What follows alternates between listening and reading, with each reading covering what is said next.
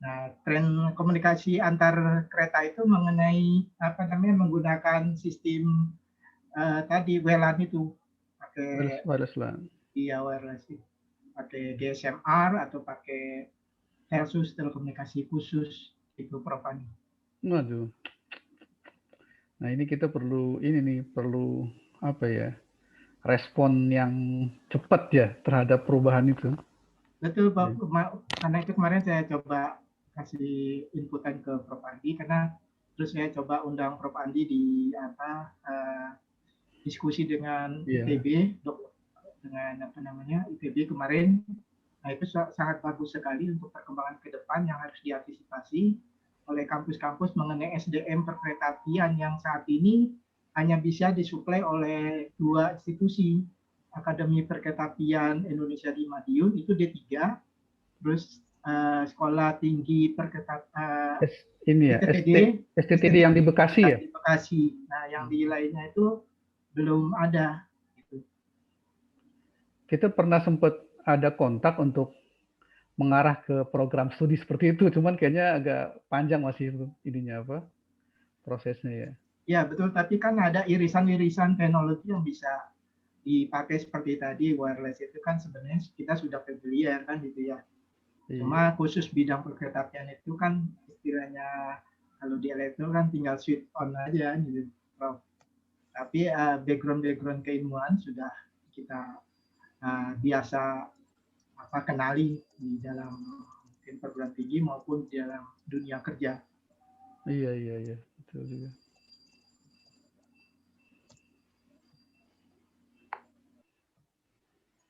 Gimana Pak Bu Afi, kita mulai aja ya sambil berjalan ya. Nanti rencananya kalau ada Prof Mudrik kita ngasih kesempatan untuk menyapa ya. Tapi justru yang penting ini yang teman-teman bapak-bapak ibu-ibu semua di sini yang pentingnya. Kita ingin menyerap apa namanya masukan-masukan untuk ini kita perubahan evaluasi dan kurikulum tinjauan kurikulum MTE ke depan ya. Silakan Bu Afi ya. Oke. Baik, terima kasih Prof Andi. Terima kasih kepada semua Bapak Ibu. Ini ada ibu-ibu juga di sini ternyata ya. Jadi saya ada temennya. Terima kasih atas kehadiran Bapak Ibu semua hari ini. Walaupun baru ber-14 orang kita mulai saja sharing. Jadi hari ini sebenarnya saya mendadak ditembak Prof Andi menjadi MC. Hari ini itu kita lebih ke sekali lagi ya Pak, kita sudah beberapa kali ya Prof Andi ya untuk diskusi tentang kurikulum di Magister Teknologi Teknik Elektro MTE. Nah kali ini lebih difokuskan ke masukan mungkin ya diskusi dari alumni. Nah ini saya mumpung masih sedikit, saya selama welcoming dulu nih. Selamat datang untuk pertama Pak Setio Budianto. Kemudian ya Prof Andi ya udah jelas, kemudian ada Pak Budi Wibowo, ada Pak Arief, ada Pak Hendro, ada Pak Manggara, ada Pak Julpri, Pak Hendra, Mbak Marina, Pak Yono, Pak Ahmad Fauzi, ini Mbak Ovi kayaknya ya, dan Pak Egi, teman lama. Oke, hari ini jadi kita mungkin Prof Andi mungkin ya dan Prof Mudrik ingin lebih banyak masukan tentang kurikulum MTE kita yang tercinta ini. Tadinya sih kita akan minta masukan dari beberapa teman yang kemarin kita tunjuk. Ada Mas Aun, ada Pak Aris Yulianto, ada Pak Tatang, ada Pak Muhammad Sobri, ada Pak Hendro. Nah, yang hari ini yang sudah hadir dari tapi mungkin nanti kita akan minta masukan dari Bapak Ibu yang lain juga ya, tidak terbatas hanya pada teman-teman yang namanya sudah terdaftar di dalam grup. Nah, karena Pak Hendro Purwadi sudah hadir, atau mungkin begini, kita minta pendahuluan sedikit dulu dari Prof Andi, kira-kira bagaimana ke depannya kita nih Pak, MTE kita ini Pak. Monggo Pak Andi. Terima kasih Bu Afi. Assalamualaikum warahmatullahi wabarakatuh. Waalaikumsalam warahmatullahi wabarakatuh. Terima kasih Bu. Waalaikumsalam warahmatullahi wabarakatuh. Doktor kandidat ya Bu Afiati Amiruddin ya. Segera balik ke kampus mudah-mudahan dengan membawa gelar doktor. Amin. Terima kasih semuanya nih. Ada bapak-bapak banyak nih, waduh, Pak Hendro, Pak Manggara, ada Pak Hendra kayaknya nih. Iya Pak Andi. Ada Pak Ahmad Fauzi, Pak Arif, ya. Kemudian Pak Ogi ya, Mbak Ovi dan sebagainya. Terima kasih ya. Jadi begini, memang sebuah rutinitas di Prodi untuk melakukan evaluasi dan tinjauan kurikulum ya. Karena kita memang ada dua orientasi penting. Pertama orientasi keilmuan, ya, update keilmuan. Yang kedua adalah orientasi pasar. Ya. Nah, orientasi keilmuan ini sangat penting, apalagi kita bidang eksak, khususnya ICT ini memang nggak bisa tidak harus ya mengikuti perjalanan keilmuan. Ya. Tadi sampaikan oleh prolognya oleh Pak Manggara bahwa ya begitulah ya, sebuah teknologi dia berkembang terus ya. Kita nggak lupa hukum Moore tuh dulu sempat diulang-ulang bahwa perubahan kapasitas dan kekuatan sistem komputer itu berlipat ganda setiap 3 bulan gitu ya. Nah, kalau kita nggak mengikuti perkembangan itu, khawatir nanti sisi keilmuan MTE secara khusus tertinggal. Ya. Nah, kita pengen mengejarnya dengan mendapat banyak masukan ya, secara praktis dari bapak-bapak, ibu-ibu sekalian. Ya. Kedua juga, ya tadi itu sisi pasar ya, marketing. Sebagai sebuah universitas swasta, mau tidak mau kita tetap mesti mempertimbangkan ya, sisi pasar tersebut. Ya alhamdulillah dalam situasi seperti ini, COVID, pandemik, jumlah mahasiswa MTE masih relatif stabil ya. Bahkan cukup meningkat semester kemarin ya. Kita menyentuh lebih dari 30 satu semesternya. Ini sebuah hal yang menurut saya juga kabar baik, tetapi tetap kita mesti berupaya untuk menangkap keperluan pasar ya, terhadap perkembangan teknologi ini. Disrupsi yang jelas bahwa kebutuhan ICT itu memang mungkin berlipat eksponensial ya. Dengan kondisi seperti ini ya, jaringan, kemudian kecepatan, kemudian aplikasi dan semua hal yang mengikutinya ya, itu memang meningkat cepat ya. Nah, cuma kan kita perlu mempersiapkan pelaku-pelakunya ya, yang sesuai dengan kebutuhan pasar. Itu mungkin dua pendekatannya, sehingga nanti mungkin bisa jadi usulannya adalah menambah mata kuliah, memperkuat sisi A, sisi B, sisi C, sisi D misalnya, atau bahkan menambah peminatan baru. Ya. Ini beberapa nanti solusi pertimbangan opsinya ya yang bisa kita ajukan. Tapi semua masukan akan sangat kita tampung, sangat kita butuhkan, sehingga kita punya wawasan dan cakrawala yang luas untuk bisa nanti memutuskan bentuk kurikulum MTE di masa mendatang. Begitu mungkin Bu Afi, sekedar lintasan ya yang mengantarkan kita pada perbincangan berikutnya. Terima kasih Bu Afi. Baik, terima kasih Prof. Andi. Jadi kita sudah mengetahui lah ya sedikit ke depan ini nanti sisi magister teknik elektro itu ke arah mana gitu ya. Saya juga terus terang baru tahu tuh Prof. Andi bahwa kita ada sedikit tambahan di belakangnya sistem komputer ya Prof ya. Jadi itu sangat menggembirakan sekali sih buat saya. Jadi ada perkawinan lah ya antara teknik elektro sama sistem komputer. Oke baik, mungkin kita boleh mungkin minta masukan, saran dan ide dari siapa dulu ya? Kalau Pak Hendro Purwadi sudah ready, boleh Pak Hendro, nanti setelah itu mungkin Pak Manggara mau bercerita lagi mungkin tentang pengalaman di tempat bekerja. Silakan Pak Hendro. Baik, Assalamualaikum warahmatullahi wabarakatuh. Terima kasih Bu Afi, Prof. Andi, Pak Setio, dan Bapak Ibu yang lain. Saya melihat sekilas kemarin yang di grup itu memang ada sedikit perubahan dari yang sebelumnya, di mana di situ ada tambahan muatan komputer di dalamnya, cukup menarik sekali. Mudah-mudahan ini memang satu serapan dari pasar yang memang sekarang pasar cenderung lebih cepat dari teknologi yang ada di dalam kurikulum. Biasanya seperti itu ya, Prof.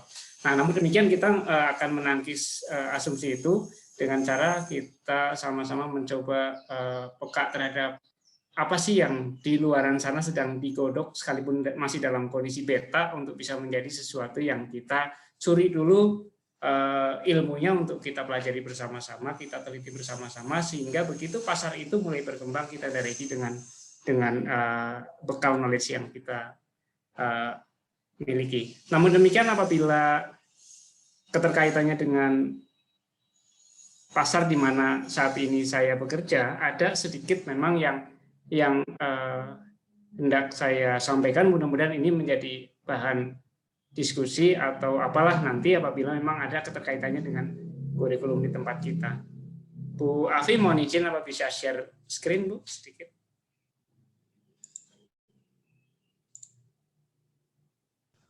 Silakan Pak Indro, sepertinya Baik. tidak ada masalah.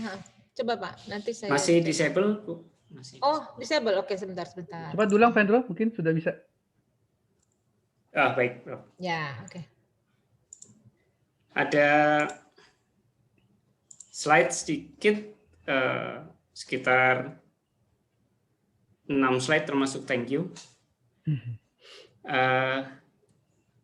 Ini sebenarnya yang sudah kita ketahui semualah dari awal tentang teknologi ya, teleponi dari local baterai, rotary, kemudian ke dual tone multifrekuensi yang kemudian berkembang ke digital, di mana sudah mulai muncul caller ID dan sebagainya, lalu masuk ke IP, karena IP yang kemudian sekarang ini Pak yang memang teknologi yang sedang dipakai terutama di business process operation company yang menjalankan fungsi-fungsi customer service, perangkat jenis IP phone inilah yang biasa dipakai oleh call center.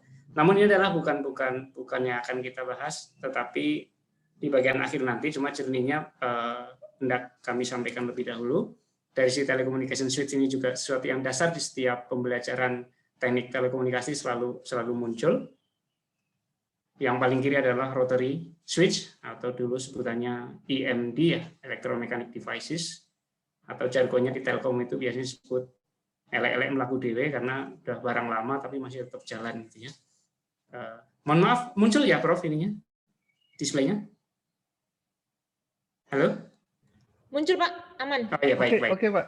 Baik. Kemudian yang step kedua naik ke satu sistem switching yang lebih modern, di mana mengcover analog dual tone multifrekuensi, juga digital E1 dan T1, di mana E1 itu bisa memprovide dengan 4 kawat atau 2 pair kabel bisa mengcover 30 kanal saat bersamaan, satu kanal 64 kilobit per second, maka dikalikan 30 muncul angka 2 mega, makanya disebutnya E1 itu adalah 2 mega, dan T1 hanya 24 kanal. Kemudian layanan dari PSTN biasanya bisa berupa R2 MFC, multifrekuensi signaling, dengan fasilitas yang namanya DID, hanya bisa untuk telepon masuk tapi nggak bisa untuk keluar. Kemudian ada ISDN BRI, atau Telkom dulu menyebutnya di awal disebutnya JDPT, Jaringan Digital untuk Pelayanan Terpadu, Integrated Services Digital Network, Primary Rate Interface, itu 30 kanal. Ini pun di akhir tahun ini targetnya dari PSTN atau dalam hal ini Telkom sudah harus setiap customer yang menggunakan fasilitas itu migrasi semuanya ke SIP. Ini adalah satu transformasi yang begitu cepat dari rotary electromechanic devices sampai dengan SIP trunk, di mana otomatis PAB kita yang ada di kantor-kantor untuk keperluan call center dan sebagainya harus berubah semuanya migrasi ke SIP teknologi, Session Initiation Protocol. Nah, ini Pak garis bawah yang hendak saya sampaikan adalah bahwa perkembangan analog ke digital dulu disebut sebagai call center, ketika kita telepon ke 147, 108, 103 dan sebagainya, semua dilayani dengan jaringan yang masih tradisional protokolnya. Seiring waktu sudah bergeser ke multi channel, di mana customer service tidak lagi menerima dalam bentuk voice call saja, tapi bisa chat, bisa email, bahkan bisa web collaboration. Ketika satu customer membuka satu web, ternyata ada kesulitan untuk register apapun, maka ada satu posisi atau satu icon untuk berbicara dengan agent call center, dan si agent bisa mengarahkan mouse atau kursor atau apapun, navigator, untuk bisa sama-sama digerakkan oleh kedua belah pihak. Itu web collaboration atau disebut dengan co-browse. Kemudian juga ada chat dan sebagainya. Nah, di multi-channel ini masing-masing masih sendiri-sendiri reportingnya karena bukan single engine. Voice ditarik sendiri reportnya, satu hari ada berapa calls, dari traffic sekian berapa yang gagal, service level yang didapatkan berapa, dan sebagainya, itu semua diukur oleh calls management system namanya. Tapi di chat akan ditarik juga report sendiri. Kemudian kalau seseorang setelah call, kemudian chat nggak puas, akhirnya kirim email, komplain, dan sebagainya, email ditarik reportnya sendiri, dan seterusnya. Masing-masing masih sendiri-sendiri. Satu orang agent call center atau operator bisa menerima sekian banyak kontak, tetapi masing-masing adalah independen. Dan reportnya pun akan ditarik secara terpisah. Akhirnya meningkat ke konsep omnichannel. Di omnichannel, seseorang apabila call kemudian, Pak kita lanjut dengan chat ya. Kemudian dilanjutkan dengan chatting. Setelah chat, ya udah Pak nanti berkas saya kirim lewat email. Nah semua journey-nya menjadi satu kesatuan yang tidak terpisahkan dari caller pertama. Dengan inisial caller pertama sebagai si A yang didata dari nomor telepon dan sebagainya, atau nomor ID pelanggan, maka semua itu menjadi satu kesatuan report. Sehingga journey dari si komplain itu dari awal sampai akhir, sampai tiket itu close, akan terlihat. Perbedaannya di sana. Ini dimungkinkan apabila semua sistem itu ada dalam satu engine. Nah, yang saya rasa menarik di sini, Bapak Ibu, social listening dan digital marketing, omnichannel juga, ini menjadi satu hal yang sekarang tren banget di dunia customer service. Ketika suatu perusahaan hanya bisa mengcover kebutuhan call saja, itu udah lewat, Pak. Tender pasti kalah. Karena customer atau partner sekarang mengarah ke semua jenis layanan harus bisa dilayani lewat customer service. Even si caller atau si customer itu chat lewat WhatsApp dan sebagainya. Itu semua. Sehingga muncul sekarang API connection secara bisnis. WhatsApp sudah membuka API secara bisnis, kemudian juga Facebook juga demikian, Twitter juga demikian. Dengan demikian, kita punya integrasi yang kuat dan punya kanal khusus untuk bisa menangkap seluruh kebutuhan pelanggan melalui dedicated connection API dari penyedia sosial media terhadap unit layanan pelanggan. Di sini fungsi artificial intelligence banyak sekali, Pak. Nah, aduh maaf. Jadi thank you. Banyak sekali di sini. Nah, yang hendak kami tanyakan kira-kira apakah 3 item ini yang menjadi core pada teknologi contact center saat ini, kira-kira bisakah disisipkan ke dalam salah satu mata kuliah? Apakah di IP based telecommunication, ataukah di sistem multimedia barangkali, atau mungkin di sistem komputer di bagian mana yang sebenarnya ini saat ini resource yang ada untuk mengerjakan ketiga hal tersebut lebih banyak autodidak. Jadi modal-modal dari misalnya teknik informatika, dari coding dan sebagainya itu dimanfaatkan, kemudian dari konsep switching dimanfaatkan, kemudian kadang-kadang belajar dari YouTube, googling dan sebagainya, akhirnya bisa. Dan omnichannel social listening, digital marketing yang dulu dikuasai oleh produk-produk dari luar, alhamdulillah sekarang di local product pun sudah pada bisa memprovide aplikasi seperti ini yang tidak perlu dengan harga mahal kita beli. Tinggal masalah continuity dari perusahaan tersebut, kira-kira apabila kita membeli produk dari perusahaan lokal dalam 5 tahun ke depan tuh perusahaan masih ada atau tidak, itu yang kita khawatirkan karena mereka startup pasti. Berbeda dengan kalau kita beli dari brand Avaya, dari Genesis, dari Siemens barangkali, banyak sekali brand-brand yang branded yang memang memproduksi ini. Namun apabila itu bisa diproduksi oleh orang-orang kita, oleh lokal developer, itu menarik sekali. Itu Prof dan Bapak Ibu yang lain yang hendak kami sampaikan. Terima kasih. Assalamualaikum warahmatullahi wabarakatuh. Waalaikumsalam warahmatullahi wabarakatuh. Waalaikumsalam warahmatullahi Terima kasih wabarakatuh. Pak Hendro, dan benar kan tadi saya sampaikan bahwa perkawinan antara teknik elektro dengan sistem komputer itu nggak bisa dihindari. Ya, jadi Berarti sah ya, perkawinan yang sah ya. sah Pak, sah sekali. Iya, jadi menarik Pak, dan social engineering analitik itu adalah bagian saya Pak, bagian nanti. Jadi nggak bisa dihindari memang. Iya, Bu. Kolaborasi kita dengan teknik elektro dengan sistem komputer. Jadi Pak Prof Andi itu memang keputusan udah sangat tepat. Baik. Oke. Mungkin ada yang ingin bertanya mungkin kepada Pak Hendro Purwadi tentang apa yang beliau sampaikan. Tadi saya mungkin, mohon maaf, ada yang kelewat Pak ya. 3 hal tadi itu yang perlu apa Pak tadi? Yang 3 hal itu kelewat tadi saya mungkin Pak. Omnichannel mungkin ya tadi ya. Yang itu ya, social analytics. Omnichannel, social listening, sama digital marketing. Oh ya, Oke. Digital marketing, Prof, sedikit. Jadi digital marketing itu sekarang suatu company yang memproduksi satu produk tertentu, produk bisa barang, bisa jasa itu, kalau dulu tes ombak, kita petakan produk itu ke masyarakat, kemudian ada komplain apa, ada produk correction notice dan sebagainya, baru setelah itu diperbaiki. Kalau sekarang dengan digital marketing itu produk apapun bisa kita coba posting lewat sosial media. Kira-kira kalau saya mau memproduce seperti ini gimana ya, tanggapannya ceplok. Setelah itu dengan durasi misalkan 1 minggu kita serap tuh. Seperti apa sentimennya? Banyakan negatif atau banyakan positif? Kalau banyakan positif, kita lanjut. Kalau banyakan negatif, kita perbaiki. Nah, itulah fungsi sosial analitik di situ.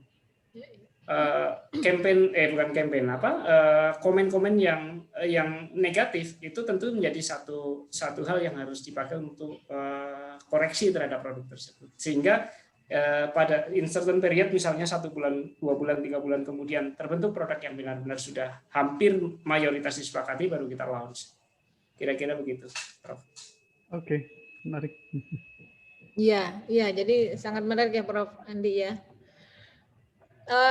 Oke, baik.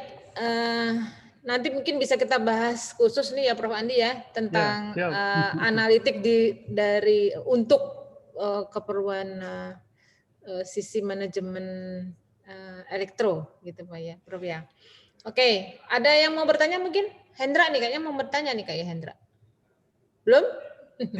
Enggak. Oke. Ya sebenarnya sih memang saya juga setuju dengan Pak Hendro ya, bahwa di industri saat ini memang menuntut satu teknologi di mana itu bisa lebih praktis. Contohnya kalau yang tadi berkaitan dengan omnichannel, memang itu juga di tempat saya juga sedang dikembangkan, di mana kalau orang mau memblokir akunnya sendiri dengan akunnya tersebut, mereka si customer tersebut tidak memerlukan datang ke customer service lagi, dia hanya melalui channel call center, terus dia masuk ke PABX mungkin ya, terus dengan memilih menu by menu, nanti in the end dari journey-nya dari si call center itu nanti akan masuk ke API yang tadi memang dijelaskan sama Pak Hendro juga. Jadi memang simplicity dari proses untuk layanan ke customer itu memang sudah berkembang seperti itu. Jadi kita dengan melalui handphone saja tanpa perlu menelpon ataupun masih lewat telepon, tapi yang berhubungan dengan customer itu adalah mesin, di mana nanti jawaban-jawaban dari customer itu akan dianalitik sehingga nanti akan agak putus-putus ya Hendra ya? Atau iya. Hendra agak putus-putus. Proses menggunakan API untuk bahan dari saya, mungkin itu yang memang sekarang lagi industri termasuk di tempat saya bekerja sih. Baik, terima kasih Hendra. Selamat bergabung Prof Mudrik. Ya, Assalamualaikum. Waalaikumsalam warahmatullahi wabarakatuh. Kelupaan nih Prof. 3:30 tadi lagi masih di kampus. Untungnya belum diusir juga sama Satpam. Ya, ini alumni ya. Iya Prof. Jadi tadi kita sudah mulai sedikit Prof dengan mendengarkan dari insight dari Prof Andi, kemudian kita mendengarkan sedikit masukan dari Pak Hendro Purwadi dari sisi industri yang beliau alami sehari-hari. Nah, mungkin ini kita minta dari Prof Mudrik, kira-kira ini apa nih yang boleh kita ketahui tentang perubahan kurikulum ini Prof, tentang kedepannya MTI ini mau dikemanakan gitu kira-kira Prof. Silakan Prof Menteri, langsung ditembak ini Prof. Ya, makasih. Ya, baik. Ya, Assalamualaikum warahmatullahi wabarakatuh. Waalaikumsalam. Yang saya hormati para dosen di lingkungan Magister Teknik Elektro, ada Prof Andi, ada Pak Dr. Setio Budianto. Ya, tambah ganteng aja Pak Setio.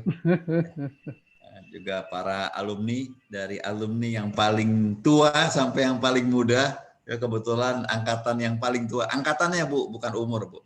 Angkatan yang paling tua ini Bu Afi, ada Pak Handi ya.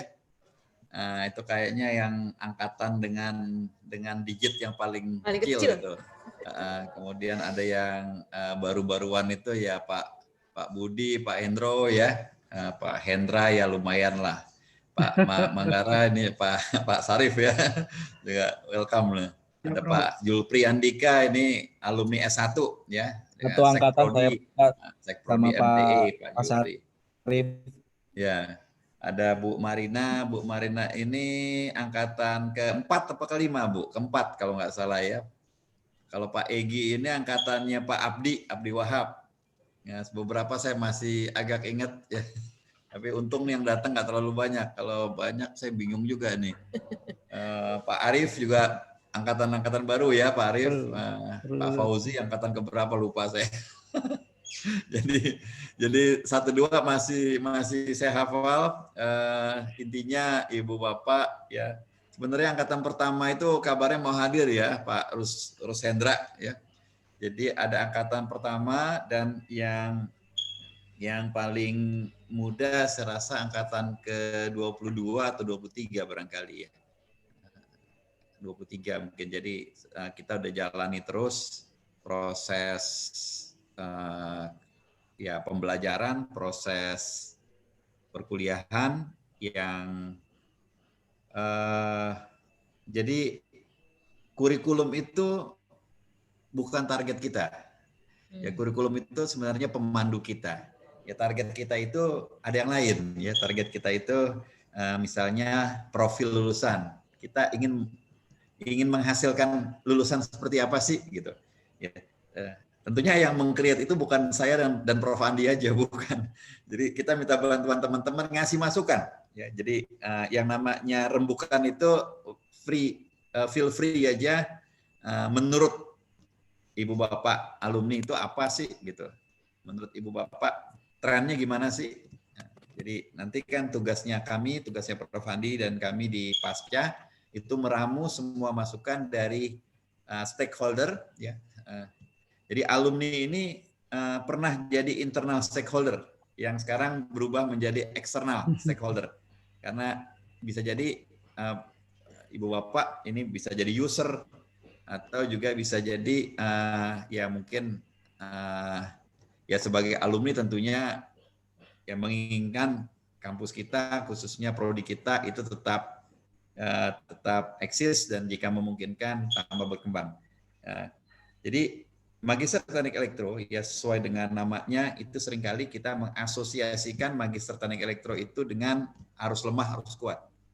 Itu tahun 60-an. Kemudian tahun 80-an, 90-an, mungkin sampai tahun 2000-an itu elektronika, telekomunikasi, power gitu. Sering orangnya begitu. Tapi ternyata perkembangan zaman tidak melulu harus begitu, tidak melulu harus 3 poin itu yang kita inginkan. Jadi mungkin nanti juga ada masukan dari berbagai teman. Kita kalau mengikuti tren yang ada di dunia pada umumnya pasti larinya ke arah ICT. Ya. Jadi larinya pasti ke arah digital teknologi. Digital teknologi itu bukan cuma miliknya orang informatika, tapi milik kita semua, ya termasuk milik elektro, bahkan beberapa bidang studi lain pun juga tidak salah untuk merasa berkepentingan dalam membahas isu penting ini. Ya, jadi isu tentang digital technology, digital transformation, ICT, atau mungkin teman-teman juga barangkali sering menggunakan kata IoT, ya, revolusi industri 4.0, itu barangkali akan memainkan peranan penting di pembicaraan seputar kurikulum, di pembicaraan seputar profil lulusan dan sebagainya. Saya sangat berterima kasih Ibu Bapak menyisihkan waktunya untuk datang. Kemudian saya juga ingin memberikan mungkin penegasan atau informasi bahwa semester depan atau paling lambat 2 semester lagi itu akan ada Magister Ilmu Komputer. Ya. Jadi di sini kita juga harus menyikapi dan mereka juga menyikapi kita gitu. Jadi jangan sampai tidak ada sinergi yang baik antar kedua program studi yang berhimpitan ini. Yang overlappingnya sangat banyak. Saya yakin nanti kalau kita tidak antisipasi dengan positif, itu nanti ada kesan saling bersaing, ya mungkin kata-kata halusnya saling bersaing, tapi kata-kata jeleknya nanti saling memakan gitu ya. Jadi jangan sampai ada kesan seperti itu. Jadi mungkin bisa berbagi porsi ya, atau katakanlah bisa saling mengisi. Dan itu saya rasa saya udah ngelihat beberapa draft kurikulum yang diusulkan oleh Magister Ilmu Komputer, ya beberapa itu overlapping memang. Ya nanti mungkin dengan berjalannya waktu kita akan pertajam gitu istilahnya, akan kita ya kalau memang ingin ditegaskan, kalau ingin ada memang overlapping yang cukup ya silakan aja, karena di beberapa kampus besar pun yang saya lihat di Amerika, di Eropa ya overlappingnya juga cukup besar. Istilahnya bicara mengenai machine learning misalnya, itu bisa di elektro, bisa di ilmu komputer, dan tidak ada yang berhak mengklaim itu punya saya saja gitu. Ya, jadi silakan aja kalau ingin diperkuat begitu. Cerita mengenai security, ya security tentang teknologi digital, ya bisa di teknik komputer, ilmu komputer, atau bisa juga teknik elektro. Jadi silakan aja. Jadi memang jangan sampai itu justru berebutan yang tidak perlu gitu. Ya, jangan sampai apalagi kita merasa, oh Anda nggak boleh, saya doang. Nah, itu kan justru juga akan memperburuk kondisinya. Jadi pertama-tama saya minta teman-teman alumni itu bisa memberikan masukan dari sudut pandang kealumniannya atau sebagai usernya sekalian. Kira-kira jadi target kita di Mercu Buana, ya saya ngomong apa adanya aja ya. Di Mercu Buana itu yang penting laku. Ya, jadi saya ngomong apa adanya aja lah ya. Saya nggak mau tutup-tutupi. Percuma kita ngembangkan ilmu kalau nggak laku. Ya. Jadi nggak laku di sini artinya tidak ada yang berminat ya. Pertama tidak ada yang berminat kuliah itu, kedua juga keilmuan itu katakanlah di industri dan di masyarakat tidak terpakai. Ya. Tetapi saya percaya bidang elektro itu pasti terpakai gitu. Nah, silakan nanti mengemasnya seperti apa. Jadi harapan keduanya gitu, tolong nanti kita rembukan lagi ya, nanti Prof. Andi tentu yang memimpin supaya dikemas jadi seolah-olah tuh teknik elektro itu seperti newborn gitu Prof. Andi. Ya seperti newborn. Dan kata-kata kita itu kan contohnya kayak reborn. Reborn. Pusat studi kita kan pusat studi IoT. Ya itu kan sengaja saya kasih nama gitu ya. Mungkin sekitar 3-4 tahun lalu Prof. Andi sama Pak Setio ingat ya.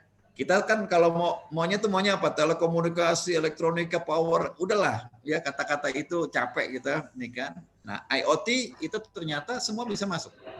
Bahkan teman-teman ilmu teknik informatika dan sistem informasi yang dia ada di Fasilkom itu sempat saya undang. Yuk kita bareng-bareng. Tapi ternyata mereka mau jalan sendiri ya silakan ya. Ini mau disampaikan ke mereka juga silakan. Itu saya pernah ceritakan beberapa tahun lalu dan akhirnya baru saat ini mereka yang meminta kita yang gabung sama mereka gitu. Jadi ya saya inginnya kita sama-sama membangun dan pusat studi IoT itu menjadi pusat studi yang not bad kalau menurut saya. Kalau mau diperbaiki silakan ya, kalau ingin dikembangkan silakan. mudah-mudahan kita bisa akan lebih baik lagi. Itu aja sementara dari saya, Bu Afi, Prof. Andi, makasih.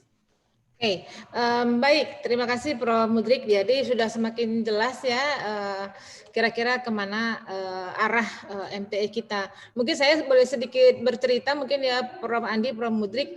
Di Gajah Mada itu kan memang ada satu fakultas ilmu komputer dan satu lagi adalah DTT, Departemen Teknik Elektro, Teknik Informatika.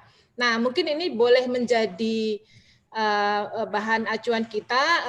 Perbedaannya adalah kalau misalnya di Fakultas Ilmu Komputer itu memang lebih ke ilmunya, lebih kepada algoritmanya, pengembangan formulanya seperti itu. Nah, kalau di DTT, Departemen Teknik Elektro dan Teknik Informatika, itu lebih ke arah industri, sudah lebih dekat ke arah industri. Nah, tapi di sini juga terjadi overlap. Tetap saja kabar yang saya ketahui adalah 30%-nya masih terjadi overlap.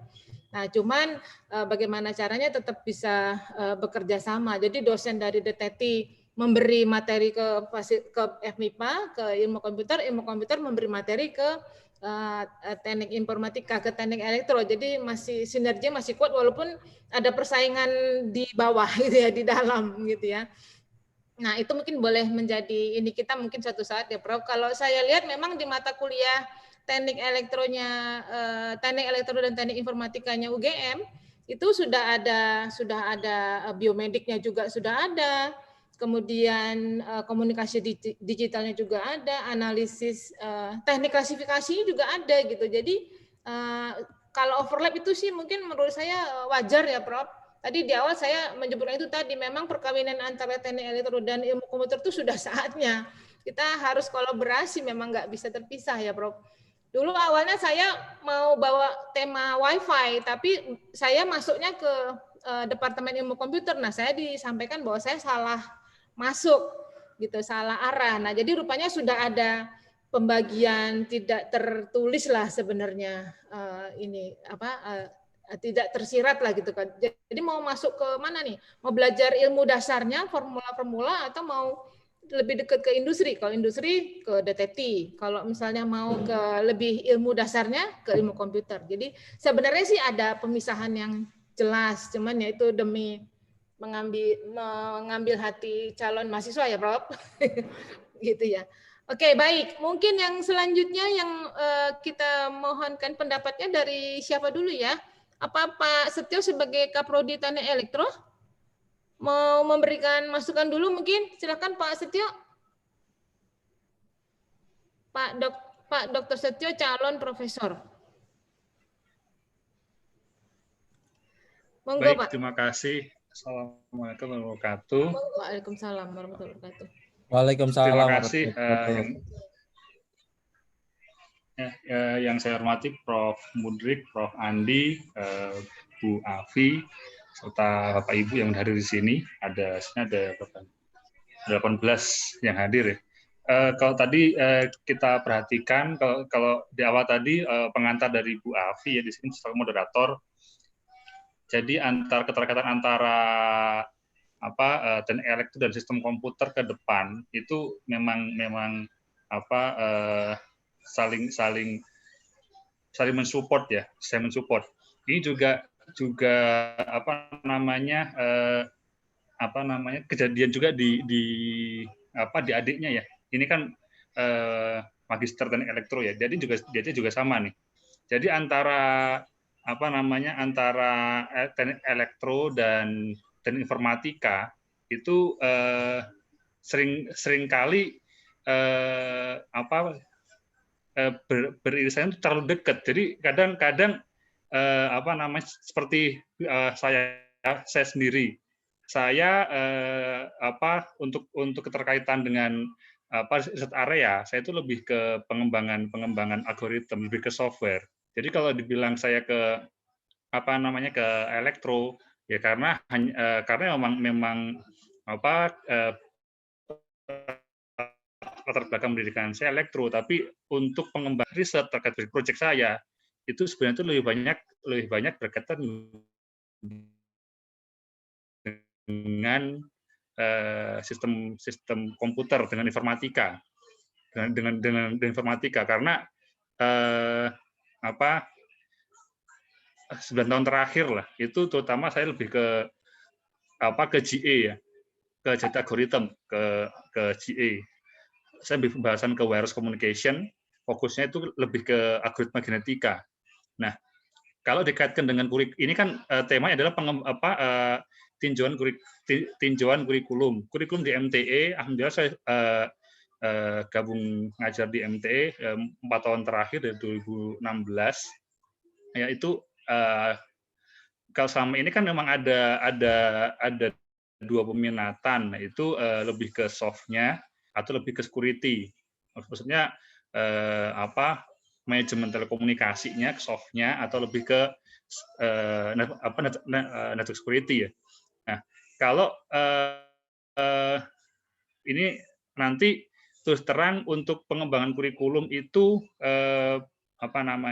semakin banyak masukan itu semakin komprehensif,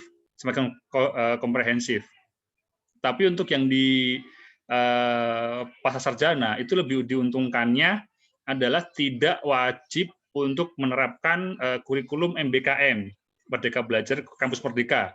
Itu diuntungkannya, terus terang aja. Saya juga dosen di di MTE ya. Diuntungnya itu. Kalau di S1 itu dia lebih ke penekanannya ke Merdeka Belajar Kampus Merdeka. Itu sampai ada kan S1 kan 8 semester. Itu 3 semester harus pemagangan. Terus terang itu juga jadi PR bersama gitu. Karena semua kampus terutama bidang eksakta ini cari tempat untuk pemagangan di luar prodi selama 3 semester itu ternyata nggak mudah gitu. Tapi untuk yang di pasca ini, kalau saya boleh mengusulkan itu juga ini kan KKN level 7 ya, level 7. Sementara di S1 kan KKN level 6. S2 tuh 8. 8 ya, Bro? 8. Kalau 7 spesialis ya? Karena kan kalau doktor kan 9. Nah, KKN level 8. Nah, maksud saya untuk KKN level 8 itu juga saya sependapat dengan tadi disampaikan Prof. Mudrik, apapun yang kita sajikan itu intinya kalau kita sebagai PTS itu intinya adalah yang penting itu laku. Itu mau se-expert apapun kalau nggak laku ya susah. Nah, itu yang alhamdulillah terakhir angkatan ganjil 2020 itu MT ada 30-an ya, saya rasa perlu dipertahankan, syukur bisa meningkat karena sekarang juga suasana seperti sekarang, pandemi seperti ini, orang untuk berhidup itu udah susah gitu. Nah, maksud saya untuk ini pengembangan kurikulum kalau yang saya paham itu nanti akan diterapkan paling telat kan September 2021 paling telat nih, bisa maju lebih cepat karena itu dari wakil rektor bidang akademik seperti itu berarti akan berlaku umum semucubana. Nah, artinya apa? Artinya dari saran masukan ini nanti kalau usulan dari saya, Bapak Ibu yang hadir juga mempertimbangkan lebih ke sekarang itu apa sih kebutuhan pasar, itu yang paling utama. Apa sih kebutuhan pasar untuk level KKN level 8 magister ini?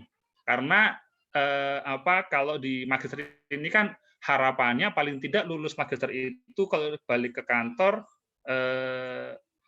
minimal manajer ya, levelnya manajer, manajerial. Nah, itu kalau usulan dari saya, yang penting itu nanti pada saat alumni MTE ini itu apa sih yang paling banyak dibutuhkan di pasar. Itu yang paling penting sekali. Itu yang paling penting sekali karena kalau nanti khawatirnya adalah kalau kita sudah mengembangkan kurikulum akhirnya nanti malah di pasar sendiri kurang dibutuhkan. ya otomatis dari apa namanya dari calon mahasiswanya akan jadi pertimbangan lagi. Ini sebenarnya di sekarang pun yang existing itu kejadian nih, apa namanya, untuk yang lebih ke soft itu mahasiswa itu bisa sampai DMTI ini bisa sampai 70-80%. Sementara yang hard, yang security network security itu mahasiswanya itu sekitar 20-30%.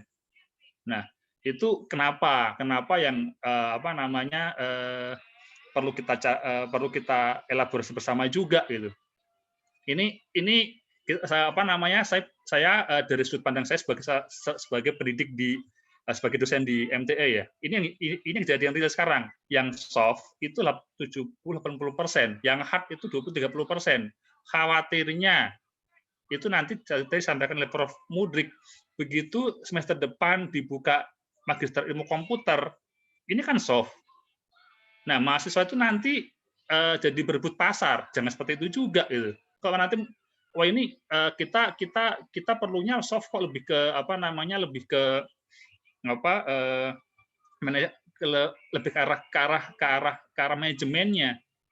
Itu jangan sampai nanti pasar ibaratnya pasarnya sudah ada, bukannya berkembang, jadi rebutan nanti ke situ. Jadi kalau urusan dari saya sih itu ya, karena sekarang di sarjana itu MBKM, kalau di S2 itu pasti lebih kakek ini level 8 ini nanti adalah kebutuhan daripada pasar itu level manager itu apa. Itu yang paling penting. Mungkin itu saja dari saya, mungkin nanti bisa saya tambahkan. Terima kasih, Bu Afi. Oke, baik. Terima kasih Pak Dr. Setio. Ya, jadi jangan terlalu mengambil ke arah ilmu komputernya gitu ya, Pak Setio ya. Oke, baik. Selanjutnya mungkin Pak Manggara, masih monitor Pak Manggara? Pak Manggara. Masih, ayo Pak Sarif. Ayo Pak Sarif. Oh masih ya, Bapak. Ya, silakan Bapak. Kami ingin mendapatkan sharing ilmu dari Bapak. Silakan Pak. Assalamualaikum warahmatullahi wabarakatuh. Waalaikumsalam Waalaikumsalam warahmatullahi wabarakatuh. Yang saya hormati Prof. Mudrik, Prof. Ali, Dr. Afiati, dan bapak-bapak, ibu-ibu yang tidak dapat saya sebutkan satu-satu, bukan berarti tidak hormat dengan beliau, tapi memang inilah ajang untuk kita saling silaturahmi. Jadi sebenarnya saya diminta Prof. Andi untuk memberikan masukan lewat WA, dan saya sudah memberikan informasi, tapi sebenarnya memang saya tidak siap untuk memberikan presentasi di dalam masukan, karena khawatir biasanya Sabtu sore saya berhalangan dengan kegiatan lain di masjid gitu. Tadi karena terhalang tidak jadi saya alhamdulillah bisa ikut. Jadi bisa rembuk masalah perkembangan ke depan. Mungkin sekilas bisa saya share, tapi walaupun itu materi yang belum saya siapkan, tapi mungkin bisa menjadi satu masukan. Ibu Afiati bisa.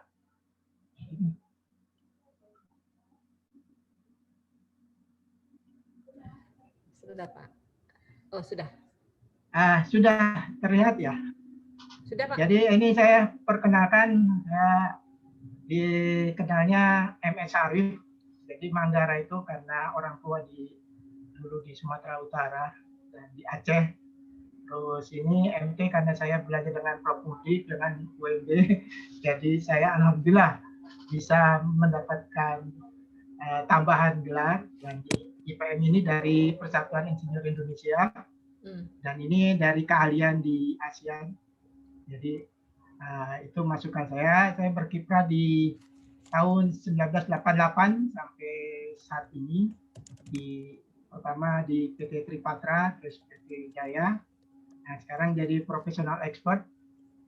Nah, sekilas beberapa perusahaan ataupun institusi yang saya pernah menangani ada seperti ini. Jadi ada terakhir ini saya di China Railway, kereta api cepat Jakarta-Bandung, sebelumnya di MRT dan LRT, dan salah satu lulusan MT Angkatan 11, Bu Dani juga saya libatkan di MRT fase 2 untuk desain antara Bendungan Hilir sampai dengan kota, yang awalnya disangsikan bisa tidak bisa mengikuti karena bukan background-nya perkeretaapian, tapi saya memberi semangat bahwa kereta api itu bukan berarti harus orang yang di kereta api, tapi ada irisan keilmuan yang bisa kita ambil, yang ternyata setelah beliau masuk, malah beliau dipercaya untuk sebagai koordinator untuk engineering di sisi telekomunikasi, signaling, dan power. Jadi itu satu perkembangan dan memberikan semangat bagi UMB untuk ke depan, bahwa tadi jangan terpaku kepada sesuatu keilmuan, tapi lihat pasar, pangsa pasar, dan sesuatu hal yang menjadi kebutuhan. Karena negara ini dan dunia ini sedang berkembang tahun demi tahun dan sebagainya. Dan ada beberapa juga Pak Hendra, angkatan saya juga Pak Riyad juga saya libatkan di dalam perkeretaapian. Alhamdulillah beliau juga ternyata bisa menangani juga di PT LAN dan sebagainya. Artinya itu tadi siapapun bisa selama kita mau belajar dan mau berusaha. Saya lanjutkan. Nah ini sekilas, jadi ada MRT, LRT, dan high speed train Jakarta-Bandung. Jadi sekilas. Nah ini untuk strukturnya dari sipil, rata-rata elevated, dan di tunnel untuk Jakarta itu di tunnel, underground. Kalau di LRT yang Bapak bisa lihat itu di elevated, dan di Jakarta-Bandung itu di elevated semua dengan kecepatan 350 km per jam. Nah ini dari keilmuan, jadi ada di dalam peraturan Menteri Perhubungan itu sudah diterbitkan 2014 bahwa ke depan itu ada teknologi signaling yang akan berkembang di Indonesia. Nah kalau nomor satu ini adalah sistem industri, ini yang sudah konvensional PTKI, yang mungkin kita seringkali merasakan atau menggunakan kereta api KRL ataupun kereta api jarak jauh itu di sistem industri. Nah ini nomor 2 ini Aeroplane Train Control System ATCS level 1. Nah nomor 3 ini Aeroplane Train Control ATCS level 2. Ini digunakan di LRT Palembang. Untuk nomor 3, nomor 4 Automatic Train Stop. Ini yang nanti dikembangkan untuk kereta api semi cepat antara Jakarta Surabaya dengan pendanaan dari Jepang. Kemarin tanggal 18 sudah dilakukan MOU antara G2G antara Indonesia dan Jepang untuk melakukan desain dan pembangunannya. Dan yang B ini adalah sistem moving block, artinya blok berjalan, train to train communication. Ada namanya ATCS level 3, ini menggunakan radio block. Nah, ini nanti irisannya dengan keilmuannya Prof. Mudrik, masalah microwave dan radio itu. Terus yang kedua adalah communication based train control. Ini mengenai wireless communication. Artinya semua sudah berkembang. Kalau secara ini yang tadi saya sampaikan, active block, kereta api konvensional, artinya masih menggunakan lampu-lampu sinyal yang kita lihat di sepanjang jalur kereta api. Jadi terlihat seperti ini. Terus berikutnya adalah moving block, ini yang tadi saya sampaikan, tipe kedua communication based control, artinya yang tadi ini bloknya sudah tetap karena dibatasi oleh lampu-lampu sinyal.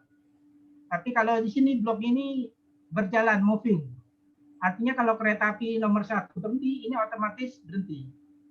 Begitu juga seterusnya nomor 3 berhenti. Jadi ini sudah otomatis sekali dibanding yang sini. Kalau sini lebih mengandalkan kepada manusia.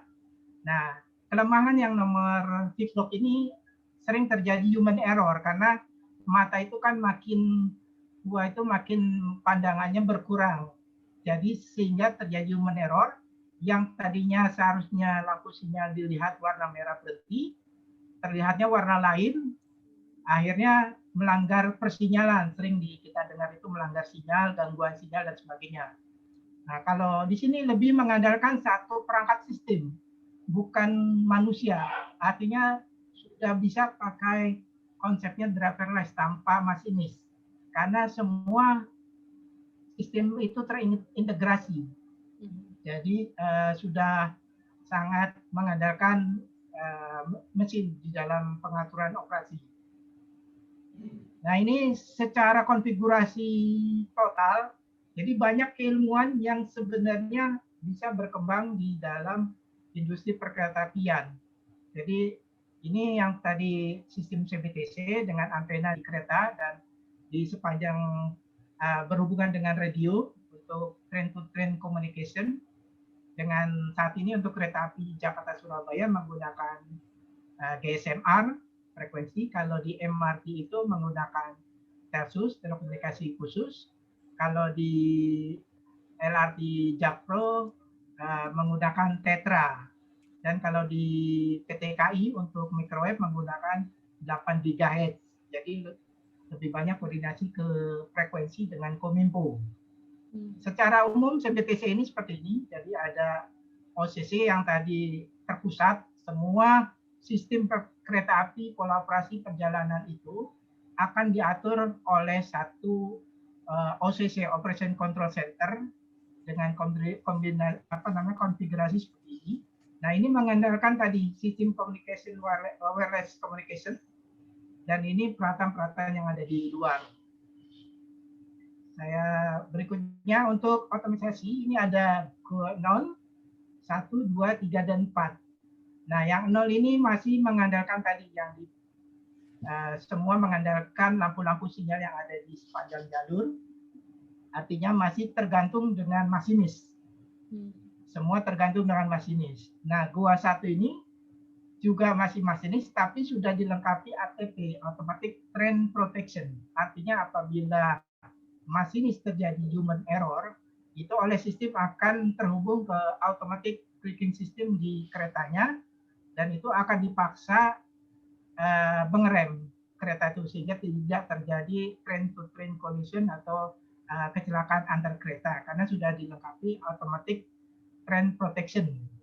Nah, untuk berikutnya adalah GOA 2. Jadi, nah GOA 2 ini sudah dengan driver seperti di MRT Jakarta itu 2 GOA. Yang tadinya GOA 1 hanya dengan ATP, ini plus ATO, Automatic Train Operation. Artinya sudah diproteksi, sekarang di operasinya secara otomatis, train operasinya secara otomatis.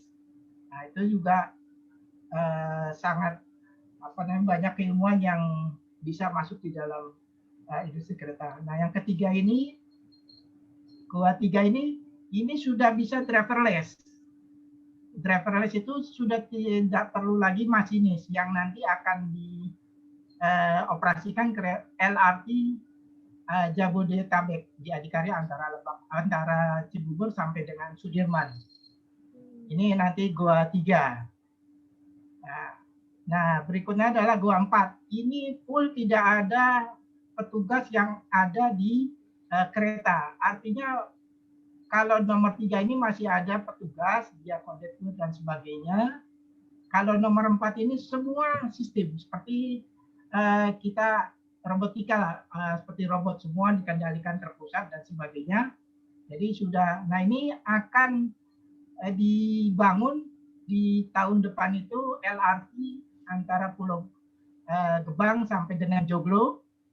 Terus sudah dibangun GOA 4 ini di Freeport. Di Freeport itu saya 7 bulan dengan bombardir Eropa itu membangun. Kenapa di Freeport itu menggunakan GOA 4 tanpa staff? Karena itu di dalam terowongan Grasberg itu di industri tambang. Jadi mengurangi jumlah personil ataupun orang yang di dalam tambang supaya tidak terjadi kecelakaan kerja dan sebagainya. Jadi semua sudah otomatis. Nah, sekilas jadi seperti ini. Jadi nanti yang gua 4 ini sudah full, tidak ada petugas yang ada di kereta api karena semua sudah dipegang oleh sistem. Nah, ini untuk FTTH yang tadi saya sampaikan. Jadi ada level 1, level 2, dan level 3. Nah, ini level 1 itu yang masih menggunakan lampu-lampu sinyal. Level 2 ini sudah menggunakan radio blok. Jadi, nomor 3 ini sudah menggunakan moving block. Nah, dari hal tadi yang saya sampaikan, saya coba sampaikan ada beberapa irisan keilmuan yang berhubungan dengan industri kereta api.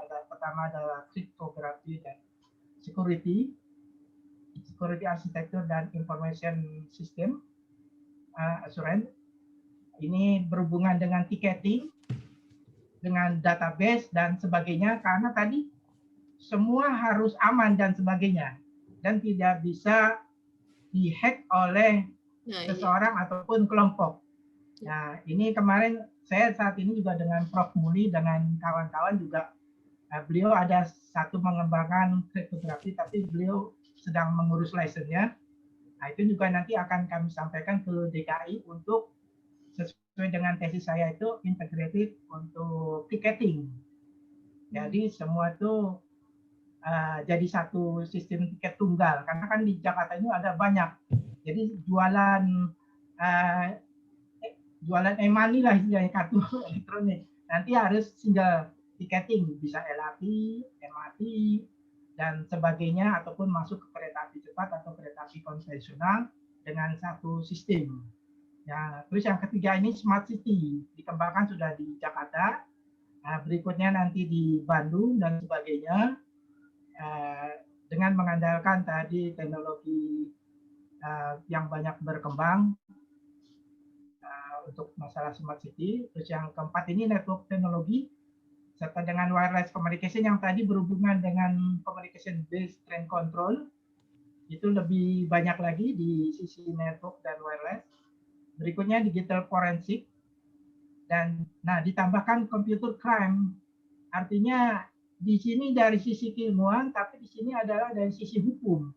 Karena yang terjadi saat ini apabila terjadi masalah tadi kasus-kasus teknologi yang berhubungan dengan yang tadi disampaikan Prof. Mudrik sudah digital, itu orang yang memberikan masalah kajian hukumnya tidak punya background tentang digital forensik dan tidak punya background tentang hukum, itu agak riskan sekali memberikan satu wacana sebagai tadi narasumber ataupun sebagai tenaga ahli khusus di dalam satu kasus-kasus yang berhubungan dengan digital. Nah, itu yang perlu nanti mungkin kemarin saya sampaikan ke Prof. Adi, ada ditambahkan computer crime. Ini hubungannya dengan masalah-masalah yang dibutuhkan saat ini. Nah, ya itu yang perlu ini. Terus berikutnya adalah microwave. Microwave ini tadi yang saya sampaikan sangat berhubungan sekali di industri transportasi, baik di darat, udara maupun laut, karena hubungannya tadi dengan penggunaan frekuensi.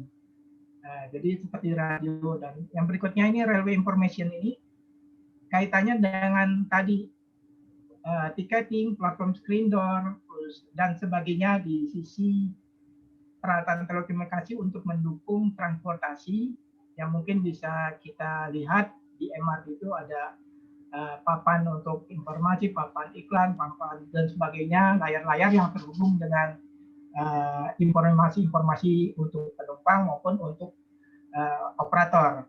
Dan ini adalah berikutnya railway disaster monitoring.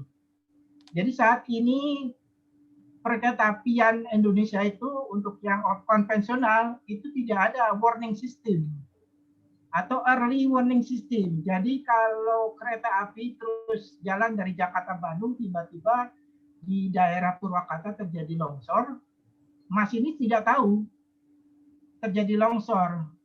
Nah, pada akhirnya kalau itu tidak ada informasi kepada masinis melakukan perjalanan kereta dengan kecepatan 120, tiba-tiba di depan terjadi longsor dan sebagainya, itu mengakibatkan korban yang demikian besar. Itu yang nanti ke depan harus diantisipasi dengan sistem sensor atau monitoring, sehingga di sepanjang jalur itu apakah nanti menggunakan kabel ataupun menggunakan non kabel atau wireless, itu yang akan dipancing para akademisi ataupun para ahli untuk memberikan masukannya kepada pemerintah, dalam hal ini Kementerian Perhubungan, untuk dilakukan tadi sistem early warning device untuk mengantisipasi terjadinya kecelakaan kereta akibat jalan rel longsor, jembatan terjadi pergerakan sedikit. Karena kalau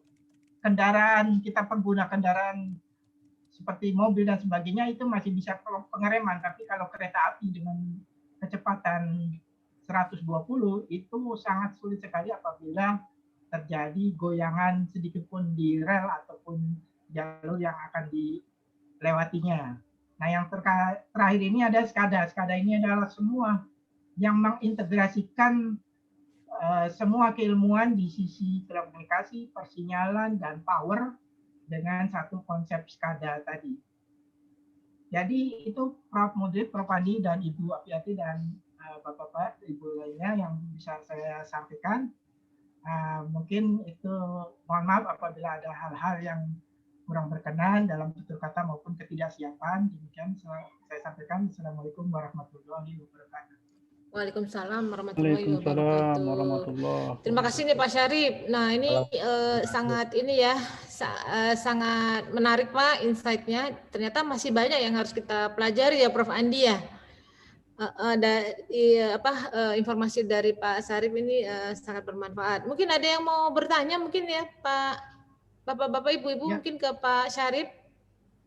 Ya, tadi satu hal Bu Afiati, bahwa Rasulullah sampaikan belajarlah sampai ke negeri Cina. Nah itu saya lakukan, belajar ke Cina juga sekarang, kereta api cepat Cina. Nah, gitu. Ya, iya Pak. Iya betul. Pak Jupri, kita kan juga perlu studi banding ke Cina berarti ya? Ya, sepertinya perlu. Sepertinya ajak Pak Syarif, Andi, ajak Pak Syarif jadi terguide. Boleh. Iya, tadi juga ini ya Pak ya, ternyata untuk yang security penting juga ya Pak ya, ke depannya kita sudah banyak implement tentang kereta api yang menggunakan komunikasi wireless. Nah, security-nya yang harus kita perhatikan ya Pak Syarif ya. Betul Ibu Afiati, karena itu kalau sudah otomatis security itu yang penting, karena jangan sampai kita bicara sudah teknologi tinggi ternyata masih bisa ada orang lain yang tadi memainkan sistem tersebut menjadi error dan sebagainya. Iya, nah, betul. Itu dipancing para akademisi, mudah-mudahan dari Prof. Andi, hati-hati, dan Bapak-Bapak itu coba lebih dikembangkan lagi dengan diadakannya riset-riset dan sebagainya. Mudah-mudahan ada temuan tersendiri sebagai license dari Bapak dan Ibu masing-masing. Iya, jadi seperti yang pernah film saya lihat itu Pak, kereta apinya dihack gitu kan. Jadi malah belok kemana-mana gitu ya, film apa gitu lupa. Jadi security mungkin ya Prof. Andi. Betul, itu memang terjadi Bu Afiati. Artinya kita ini kan negara berkembang. Negara berkembang itu ada semua pinjaman dari negara-negara donatur itu masuk. Nah, pasti negara donatur itu tidak hanya uang, tapi dia memberikan sistem. Betul. Nah, kalau dia memberikan sistem, dia kan sudah tahu sistemnya mereka. Betul. Tahu kelebihan dan kekurangannya. Sehingga saya punya pengalaman tahun 92 itu, Cirebon, Jogja, itu loan dari salah satu negara membangun dengan pinjaman lunak sistem persinyalan Cirebon, Jogja. Nah, tahun 97 sebelum terjadi krisis itu, hubungan Indonesia dengan negara tersebut agak sedikit renggang, sehingga ada temuan kereta api itu bisa dikontrol dari negara tadi gitu. Peminjam. Iya kan? Itu berbahaya. Alhamdulillah kami dengan PT LEN mengantisipasi, kita rubah. Nah, itu ternyata tadi intinya di security-nya, nah mereka kan punya tadi security-nya, encrypt-nya kan. Nah kita harus punya lagi encrypt yang bisa mengantisipasi jangan sampai mereka mengontrol. Karena tadi setiap loan atau pinjaman itu pasti diberikan juga sistem yang mereka kasih ke Indonesia.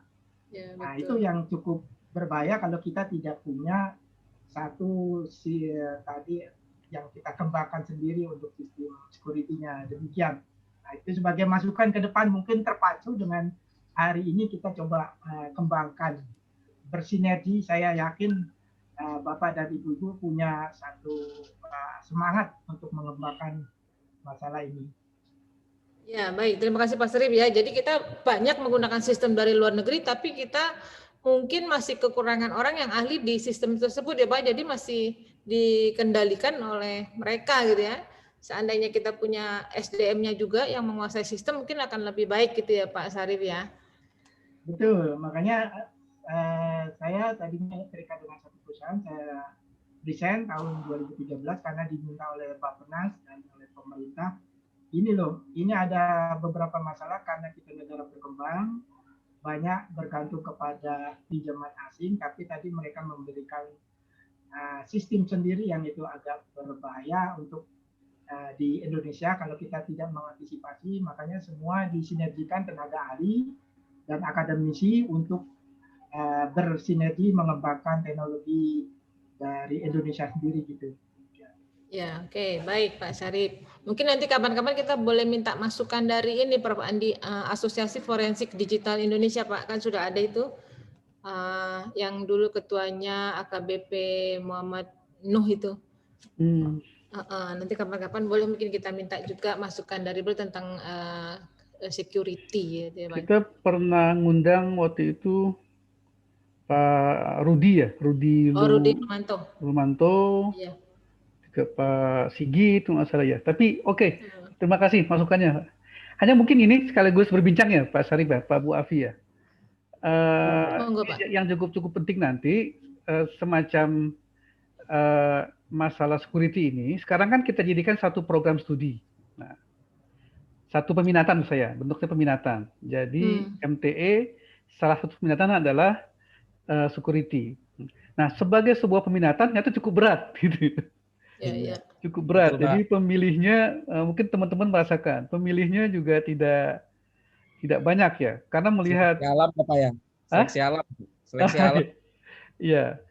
Apakah nanti security jaringan ini gimana usulannya? Apakah tetap sebagai sebuah peminatan ya dengan kumpulan perkuliahan tertentu atau jadi pilihan saja ya, jadi sebuah kuliah pilihan misalnya?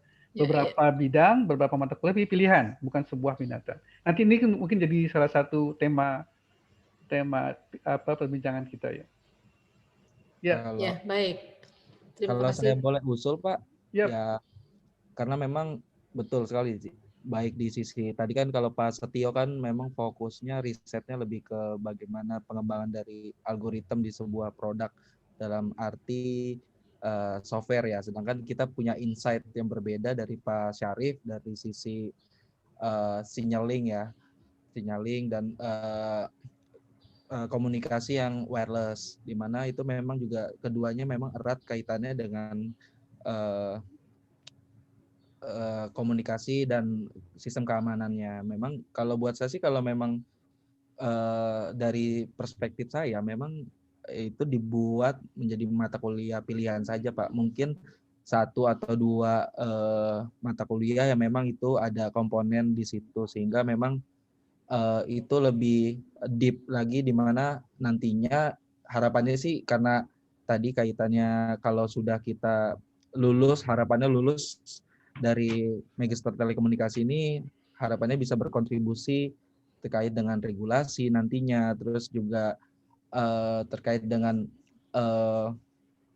perangkat-perangkat yang memang terkini yang memang kita harus mau tidak mau itu harus tetap kita ikuti. Kita nggak bisa jalan di tempat dengan teknologi yang mungkin kita saat kita kuliah saat kemarin memang kan, karena memang perkembangan dari teknologi itu cukup pesat sekali. Jadi memang itu yang perlu kita perbarui, mungkin dari sisi studi kasus, kemudian objektif dari mata kuliah yang peminatan tersebut sih. Jadi memang kayak contoh di sisi produk atau di sisi aplikasi juga memang itu lagi menjadi concern yang cukup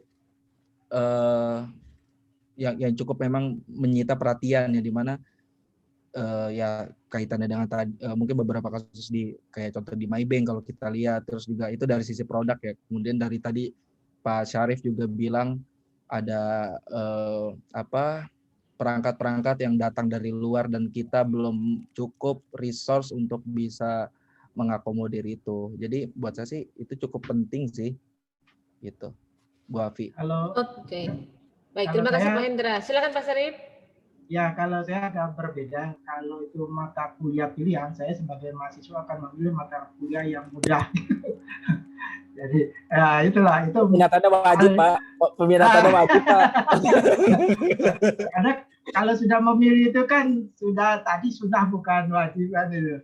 Nah, itu yang padahal negara membutuhkan ini. Ke depan itu negara membutuhkan. Dikhawatirkan Pak Andi yang masuk cuma 2 orang, Pak, kalau dijadiin peminatan.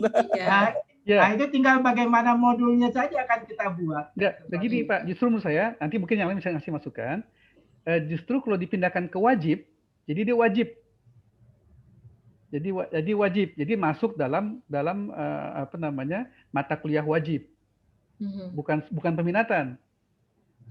Jadi kita kepikir nanti mohon maaf aku potong dikit, data analisis ya, Bu Api ya, data analisis macam-macam tuh ya. Iya, betul. Kemudian juga algoritma, berbagai macam algoritma, optimasi, klasifikasi dan sebagainya. Itu jadi wajib nanti. Plus tanda mungkin security. Nah, itu. Jadi wajib. Jadi dasar ya. Dasar, betul Pak. Jadi dasar. Dibanding kita bikin peminatan juga sedikit peminatnya gitu. Betul. Dan dianggap sebagai berat gitu. Mendingan kita jadikan wajib ya. Sehingga jadi dasar untuk semuanya. Ini masukan saja ya. Ini baru wacana ya.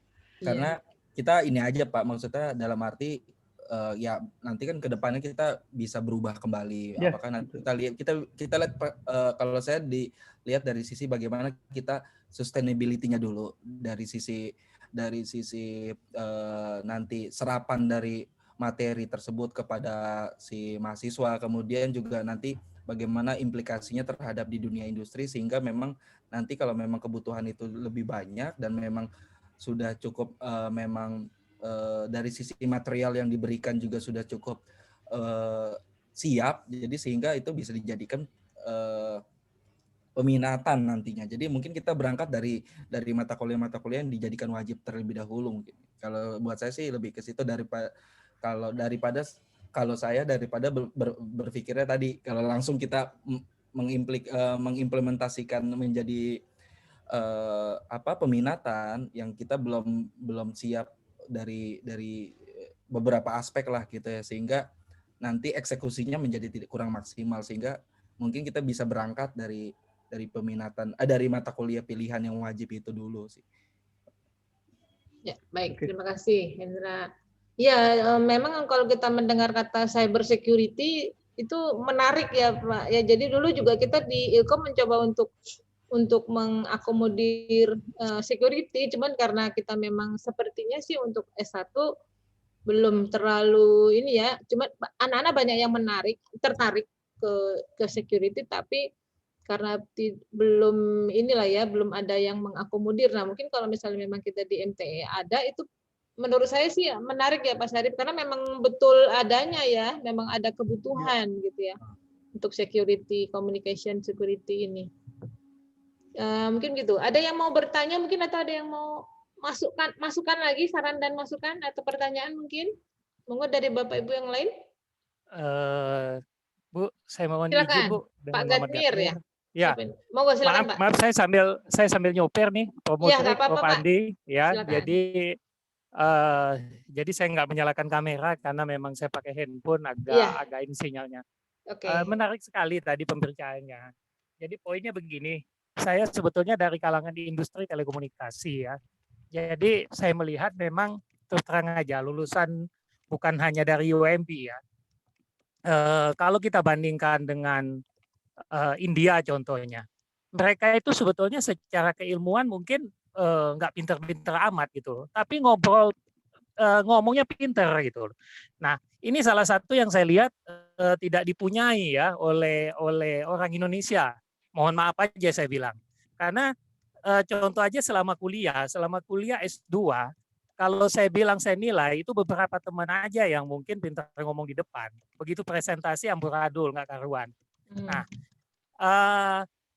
dari segi mata kuliah, mungkin saya cara saya langsung aja Pak Mudrik ya, mungkin Pak Mudrik jasnya kebesaran nggak apa-apa Bob.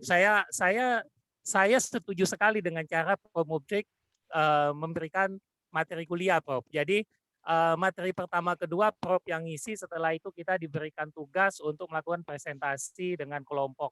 Itu saya sangat setuju sekali. Jadi dengan begitu teman-teman akan belajar gitu loh. Bagaimana mencari isu gitu ya yang diberikan gitu kan. Setelah itu akan mempresentasikan dan tentunya mereka akan belajar bahwa bagaimana melakukan presentasi yang benar, bagaimana mencari bahan-bahan tersebut gitu. Nah, ada beberapa dosen yang saya lihat memberikan materi, mohon maaf aja saya bilang itu udah betul-betul tidak out of the date ya, sudah betul-betul bidang telekomunikasi, tetapi sudah tidak berlaku lagi itu, malah tidak diadopsi lagi di dunia telekomunikasi gitu.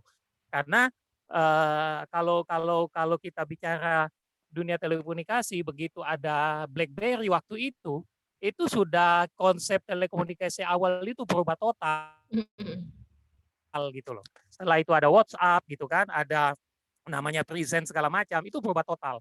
Tetapi itu masih diberikan di mata kuliah. Dan saya lihat sudah tidak relevan gitu loh kan. Nah, jadi ada dua hal sebetulnya yang saya mau kritisi. Yang pertama adalah itu tadi ya, kita bicara bahwa berharapnya itu lulusan S1 maupun S2 itu berani gitu loh ya, berani bicara di depan, berani presentasi gitu loh kan. Apalagi di dunia, kalau kita bicara di dunia telekomunikasi, dunia tadi Pak siapa tadi MRT segala macam, itu pasti banyak berhubungan dengan vendor-vendor luar yang tentunya mereka itu akan mereka supply alat, ada masalah biasanya mereka akan bilang ini begini-begini. Kalau kita tidak berani untuk argu, ya kita nggak bisa apa-apa gitu loh. Nah, pasti akan menuruti mereka gitu loh. Nah, ini pengalaman saya gitu loh ya, pengalaman saya. Kalau kita apalagi vendor dari India itu ngeyelnya udah nggak karuan gitu loh. Padahal isinya kosong sebetulnya. Vendor Cina juga begitu. Pengalaman saya di Indosat lama itu dengan vendor Cina dengan Huawei awal itu udah ngeyel-ngeyelnya udah nggak ini, padahal mereka nggak ngerti apa-apa gitu loh. Masukin teknologi ke sini mereka punya teknologi aja. Nah, mengenai materi tadi seperti yang saya bilang tadi, saya mungkin tidak terlalu ini bahwa kurikulum itu sebaiknya seperti apa. Saya kira apa yang diberikan oleh UMB di mata kuliah di S2 itu sudah mencukupi ya. Cuma tinggal cara penyampaian dosen, itu yang pertama, bagaimana agar supaya interaksi dengan mahasiswa itu lebih ini gitu loh kan. Terus yang online itu saya sedikit ini juga, saya merasa juga online itu cukup bagus ya. Khusus saya Bu ya, saya merasa bahwa dengan online itu saya berusaha untuk meskipun pertanyaannya simpel, contoh pujian mata kuliah Prof. Setio waktu itu ya, itu saya kebetulan ngambil security ya, tadi kan dibilangin, nah ini memang waktu itu saya merasa bahwa saya tertarik gitu loh, meskipun saya orang telekomunikasi, saya bukan orang IT sama sekali, waktu itu tertarik, akhirnya saya ngambil, dan setiap kali ada satu pertanyaan, akhirnya kita membaca banyak sekali gitu loh kan, dokumen-dokumen ini seperti apa, meskipun jawabannya mungkin simple, cuma 5 baris, tetapi dari situ kita bisa jadi tahu gitu loh kan. Nah, mungkin yang lain ada Kopas ya saya nggak tahu ya. jadi gitu Bu. Jadi itu aja Bu poinnya. Mohon maaf saya sambil nyopir nih. Mungkin saya Terima Ya. kasih, Prof. Ya, terima kasih, Pak. Assalamualaikum warahmatullahi wabarakatuh. Menarik sekali. Waalaikumsalam. Iya, menarik ya Prof. Andi ya. Terima kasih Pak Gadmir. Jadi lebih kepada sedikit menambahkan tentang pengembangan Skill. diri, skill, dan mungkin based on project gitu mungkin ya Pak Gadmir ya, tugas-tugasnya ya. Jadi melatih. Karena ini khusus sudah level manager ya Prof. Andi ya. KKNI level 8. Ya, jadi usulannya menarik ya Prof. Andi. Baik, mungkin ada masukan dan usulan lagi dari Bapak Ibu yang lain. Silakan kalau misalnya ada masukan dan saran lagi mungkin tadi Pak Gadmir itu masukan ya, skill yang akan kita dapat kalau kita menjadi mahasiswa MTE ya Pak ya.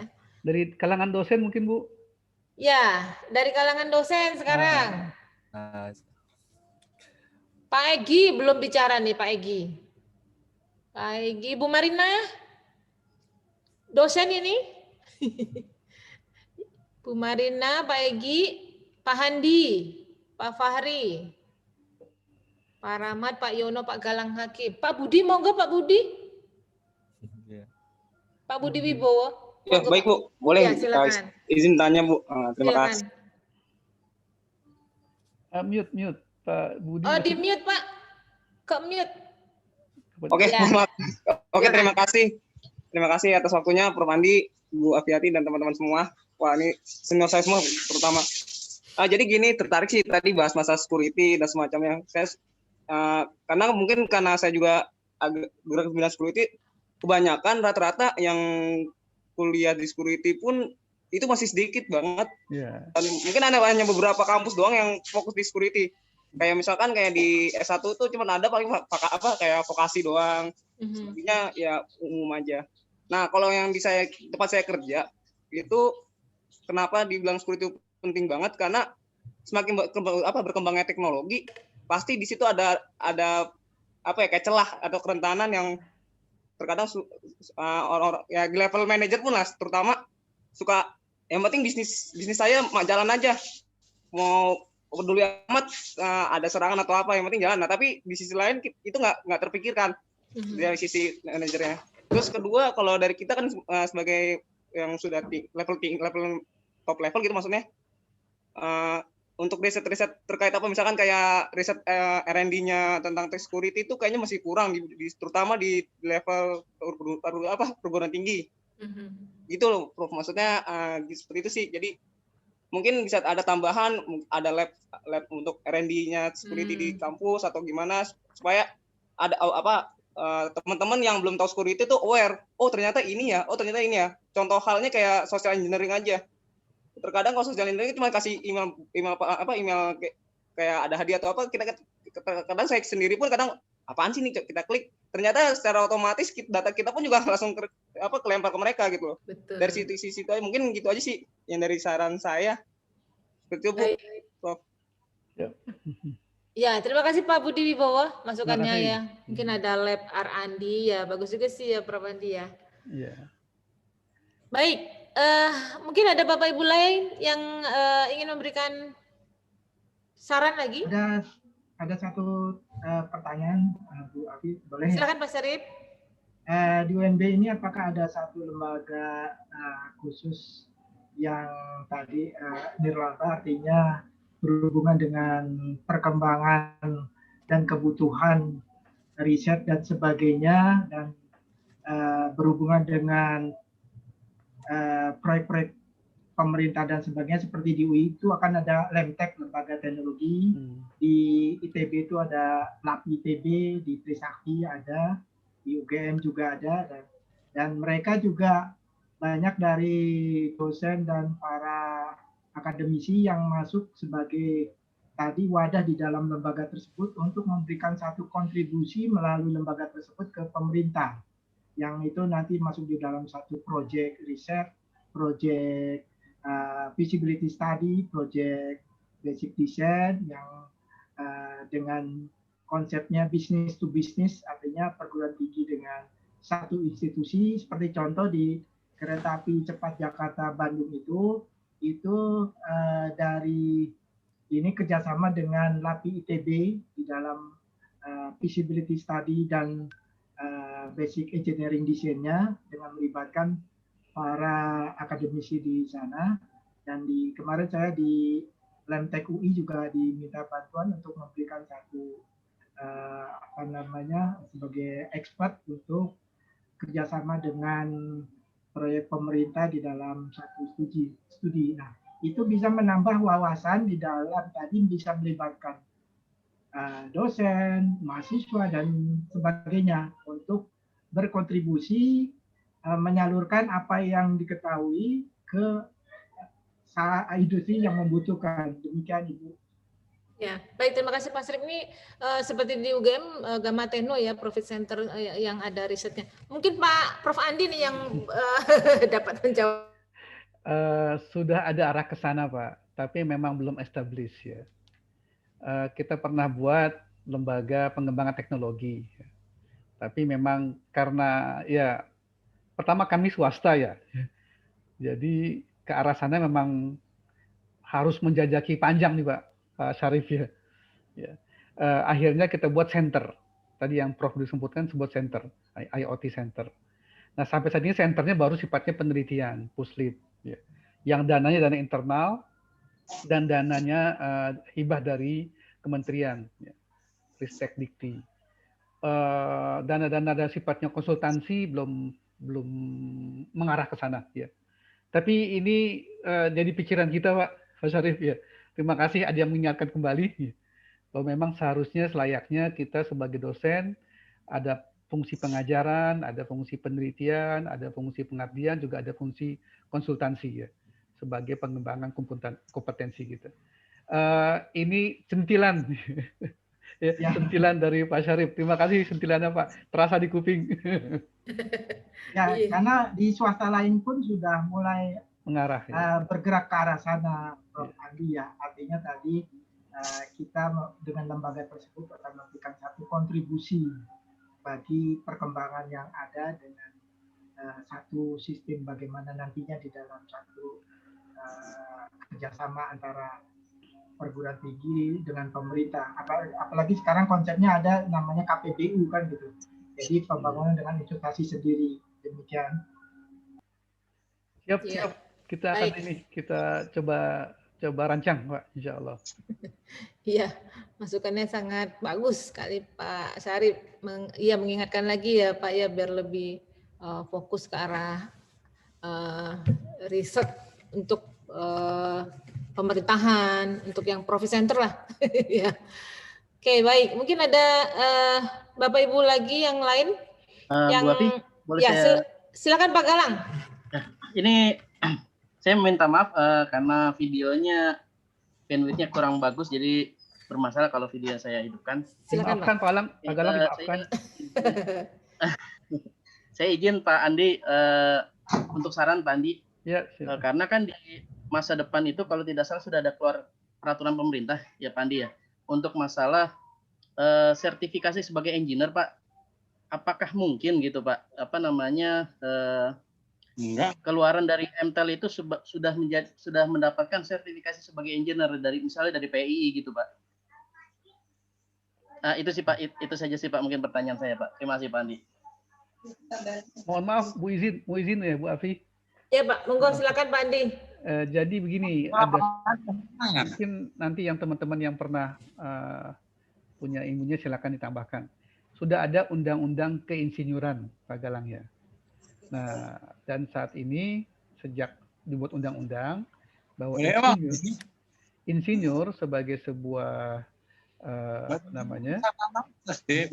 kompetensi itu tidak include dengan perkuliahan. Ya. Dia harus di luar perkuliahan, exclude perkuliahan. Ya. Jadi PII sebagai salah satu lembaga pemberi sertifikasi keinsinyuran itu punya alurnya Pak Galang ya. Punya alurnya, nanti dia disebut dengan insinyur profesional atau IP, lalu ada insinyur profesional madya IPM, dan ada insinyur profesional utama IPU. Ya. Kita mengikuti berbagai semacam kursus, ya, pelatihan, lalu ada ujian bukan ujian ya, dia ada semacam platform, kita mengirimkan data untuk dikalkulasi ya kompetensi kita. Sehingga nanti setelah itu kalau ke IPU-nya yang utama dia ada semacam diskusi ya. Jadi nggak bisa diinkludkan Pak Galang, nggak bisa diinkludkan ke pendidikan S1 atau S2. Dia exclude ya. Jadi kita mesti mengikuti pelatihan sekaligus ada beberapa tahapan untuk mendapatkan sertifikasi keinsinyuran. Begitu Pak Galang, termasuk juga sertifikasi yang lain, ya. Sertifikasi jaringan, Cisco misalnya, sertifikasi yang lain, CCNS itu memang dia di luar. Walaupun kita sedang merencanakan untuk membuat di S1 ya, di FT, membuat semacam pelatihan keinsinyuran. Ya. Sehingga lulus S1 digabungkan dengan nanti pelatihan tertentu pada waktu tertentu untuk mendapatkan tambahan gelar IP ya, insinyur profesional. Begitu Pak Galang mungkin. Terima kasih Pak Andi. Boleh saya tambahkan Prof. Andi? Ya, silakan Pak Sarip. Monggo Pak Sarip. Terima kasih Prof. Andi. Jadi kebetulan saya memang di PI juga. Jadi itu bisa dilakukan kerjasama antara PI dengan tadi perguruan tinggi di dalam tadi untuk mendapatkan seseorang itu keinsinyurannya dengan satu misalnya training dan sebagainya seperti yang belum lama kemarin di UGM itu dari berbagai para lulusan S1 yang ingin mendapatkan tadi ke sertifikasi keinsinyuran sesuai dengan Undang-Undang Nomor 11 Tahun 2014 tentang Undang-Undang Insinyur. Nah, itu bisa dilakukan dengan kerjasama PI dengan tadi UMB untuk melakukan misalnya training dan sebagainya. Itu bisa Prof. Andi nanti tetap sertifikasi yang mengeluarkan PI, tapi di belakang itu ada institusi yang melakukan training dan sebagainya lewat UMB. Itu boleh. Itu. Iya. Lewat LSP Pak atau langsung ke PI ya, BKPI? Langsung ke PI bisa, artinya nanti kerjasama dengan PI. Tapi kalau sertifikasi lain itu kan semua lewat LPJK. Jadi itu kan termasuk PI itu kan sebenarnya salah satu asosiasi dari LPJK. Tapi khusus untuk Undang-Undang 14 ini, Undang-Undang 11 2014, pemerintah menunjuk hanya satu asosiasi PI. Bukan ada, kalau secara asosiasi banyak, ada Himpunan Ahli Elektro Indonesia HAI. Nah itu untuk sertifikasi bidang-bidang lain itu. Tapi kalau untuk PI itu sudah ada langsung pemerintah menunjuk salurannya melalui asosiasi PI. Oke. Terima kasih Pak Sarip tambahannya. Izin juga Prof, maaf menambahkan. Silakan Pak Hendro.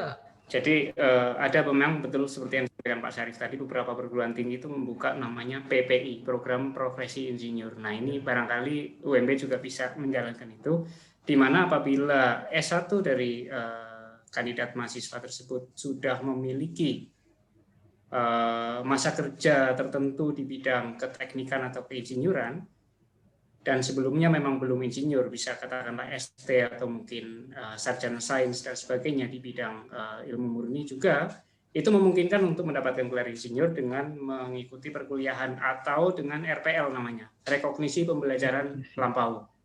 Setelah itu baru nanti bisa bergabung juga dengan PII untuk mendapatkan IPP, IPM atau IPU. Demikian, terima kasih. Oke, baik. Terima kasih Pak Hendro. Tambahan masukan lagi. Mungkin ada dari Bapak Ibu lagi yang lain? Ingin menambahkan, kita akan mengakhiri kegiatan ini di 17.30, jadi masih ada 10 menit lagi. Mungkin ada masukan mungkin untuk MTE dari Bapak Ibu alumni? Pak Aris kayaknya itu, Pak Aris Yulianto.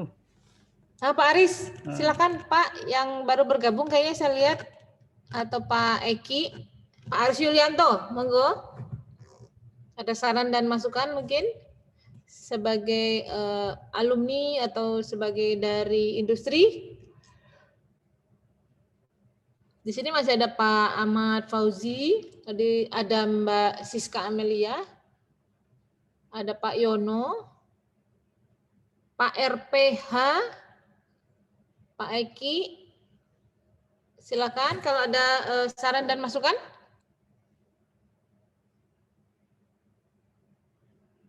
Pak Sarif, Pak Khalid ini, Pak Khalid, ada masukan Pak Khalid? Pak Khalid, waduh. Suaranya masih di mute, Pak Khalid.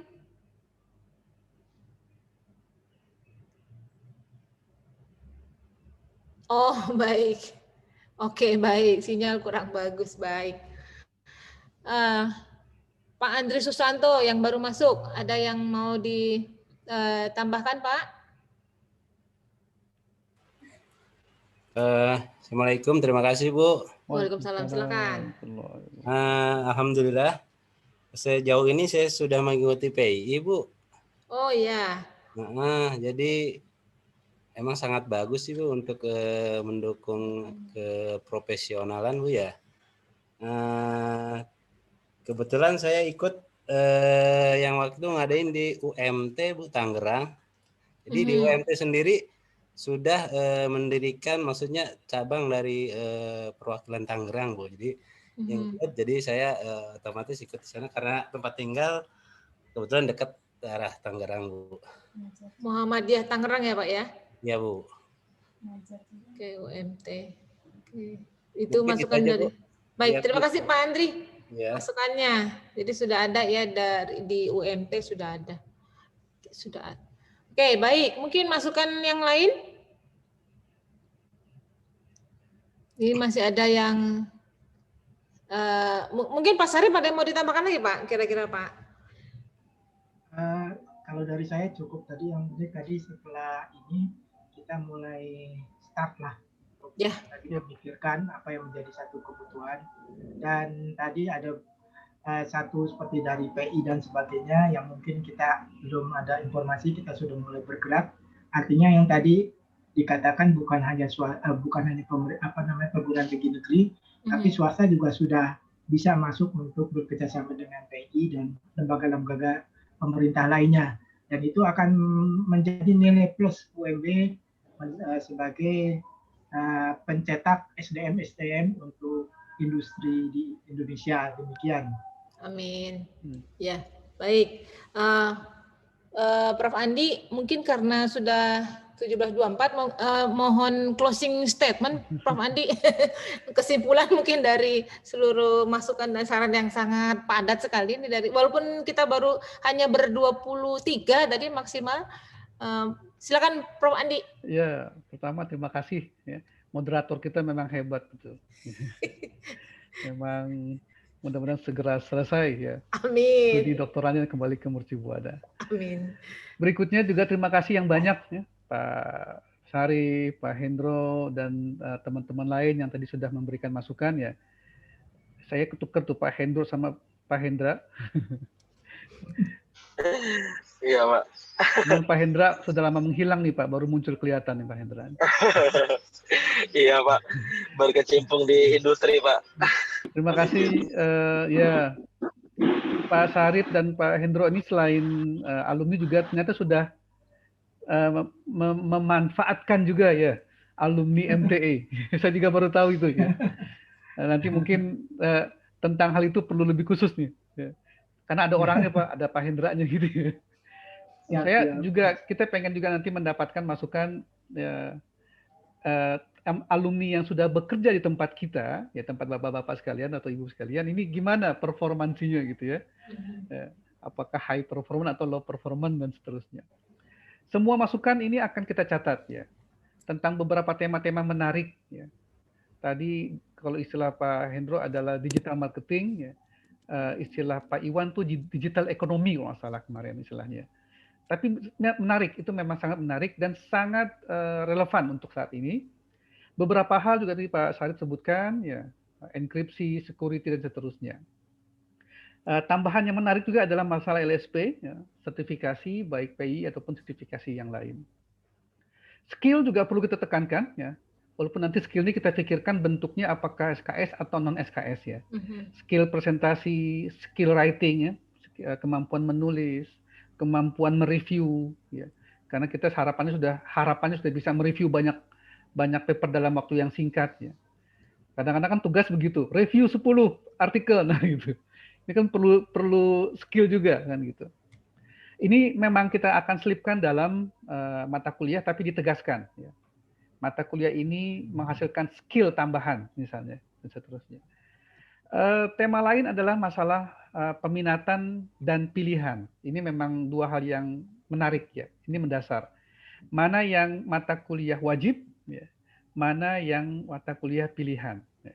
Apakah perlu membuka peminatan atau menjadi sebuah prodi umum, ya. Karena kadang-kadang teman-teman PLN suka mengeluh nih Pak, curhat gitu. Oh kami kayaknya nggak ada ini nih, berat katanya. Atau kurang dapat wawasan tentang keenergian, misalnya contoh saja, ya. Ini kan juga perlu kita apakah dirangkum menjadi sebuah jurusan umum ya, tetap elektro tapi umum, melihat irisan yang banyak gitu ya, irisan dengan informatika, irisan dengan komputer, irisan dengan energi dan sebagainya ya. Sehingga mungkin seseorang perlu wacana yang banyak ya. Tapi tetap nanti ada pilihan-pilihan khusus ya, yang dia memang harus memperdalamnya gitu. Nah ini akan menjadi sebuah bahan-bahan menarik ya buat kita, PR kita berikutnya gitu. Sekali lagi ini masukan yang sangat berharga ya dari bapak-bapak ibu sekalian. Tadi saya minta file-filenya tuh Pak, Pak Hendro, Pak Syarif ya, yang tadi sudah presentasi. Ini bahan kita ya, bahan kita untuk melangkah ke depan, menyiapkan sebuah kurikulum, mengevaluasi yang lalu dan merencanakan yang datang. Ya. Kita berharap UMB tetap menjadi salah satu pilihan dari calon-calon mahasiswa yang sedang menapaki karirnya ya, lebih baik lagi pada masa yang akan datang. Terima kasih sekali lagi.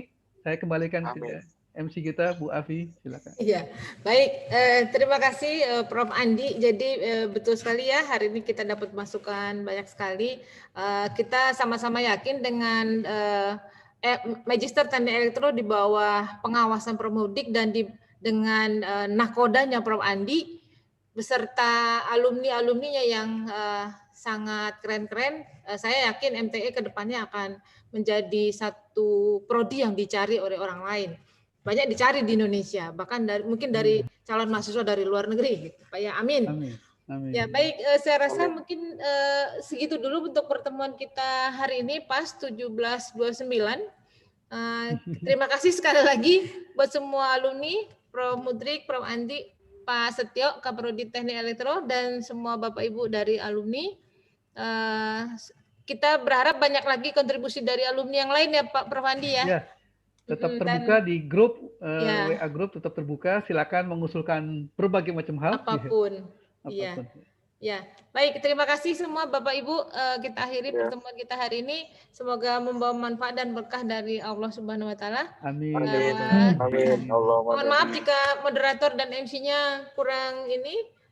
Mohon diteruskan aja Bu, lanjutkan Bu. Lanjutkan Bu. Ya. Terima kasih. Assalamualaikum warahmatullahi wabarakatuh. Waalaikumsalam. Terima kasih semuanya Bapak. Terima kasih Prof. Andi. Terima kasih semuanya. Terima kasih semuanya. Prof. Andi. Oke. Terima kasih. Terima kasih Bu MC. Terima kasih Pak. Lanjutkan proses progresnya Bu. Amin Pak, amin. Ya tadi sama dengan reviewer, lanjutkan. Terima kasih Pak. Doain ya Pak, biasanya kalau doa dosen itu manjur Pak. Amin, amin. Lancar mudah-mudahan insya Allah. Amin, iya. Izin ditutup ya. Siap, terima kasih baik, Prof. baik. Ya. Pak Jupri.